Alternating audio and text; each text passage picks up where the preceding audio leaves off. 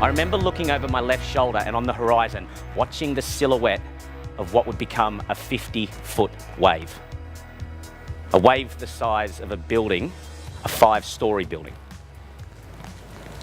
What would happen next is that wave, that moment in time, would completely transform my life forever.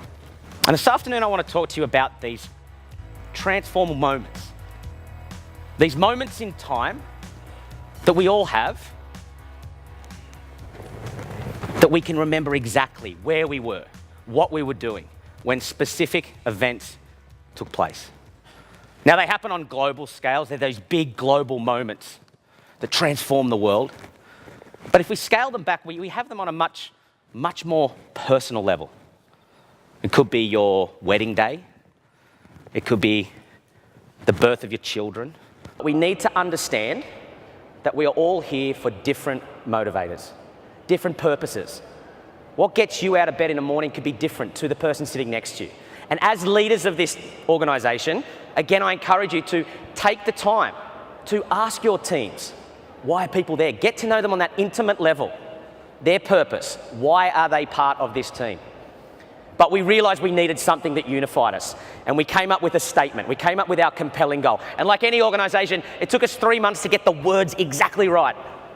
But we aimed to complete this expedition in a safe and successful manner, to work to our individual strengths, but to also work closely as a team. And we aim to enjoy all aspects of this once-in-a-lifetime adventure and share it with our family and friends. And you can probably see, I can see all of us up there, the 5 of us. And then once we decided we had that compelling goal, we knew that destination, we started to understand and build out the relationships and the culture of our team, understanding each other's motivations and purpose.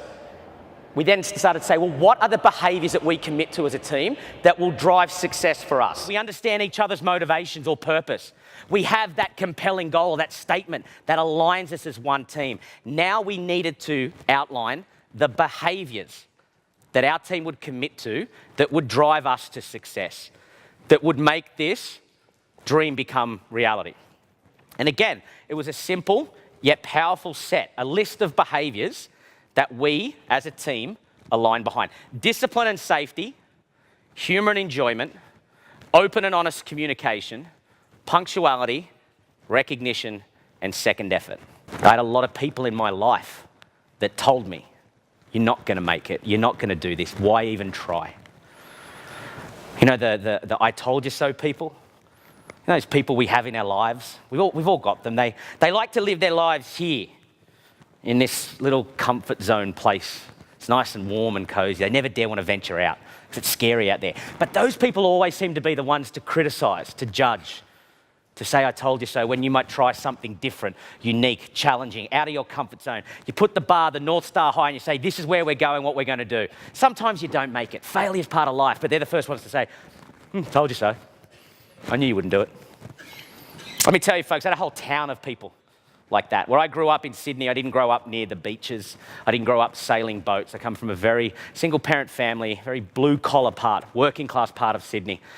People where I grew up in Sydney did not become adventurers, did not sail yachts. I had a whole town of people that were kind of waiting for me to fail. And I felt that pressure. There was one person in particular, my brother. I have one older brother. He's 18 months older than me, and we're very, very different people. And I remember he was probably the biggest negative voice in my life around these times. And I remember one night being at a friend's birthday party, and I was telling people about this journey I was going to undertake in 18 months, how excited I was and all the planning that was coming about it. I remember he came across, we were at the same party, and he grabbed my shirt, and he grabbed me by the collar, and he walked me outside the restaurant. We were around outside, and he started yelling at me, and he started poking me in the chest, saying to me, will you stop telling people that you're going to go to Antarctica? Will you stop telling people you're going on this expedition, because you're not going to do it?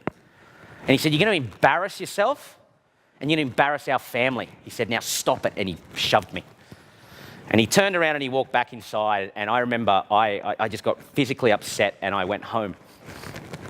And I remember for quite a few weeks after that, I couldn't get over the fact that my own flesh and blood, my brother, was someone so negative towards me, towards this journey, this dream that I had.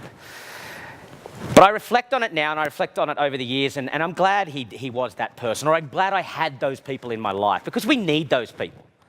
We do, because if we had 100% positive people in our life, if I had a whole town of people, if every single one of you in this room were behind me saying, we believe in you, Matt, we know you're going to do it, you're going to knock it out of the park, you're going to be great, I wouldn't have done anything. I would have just walked around town going, I'm awesome.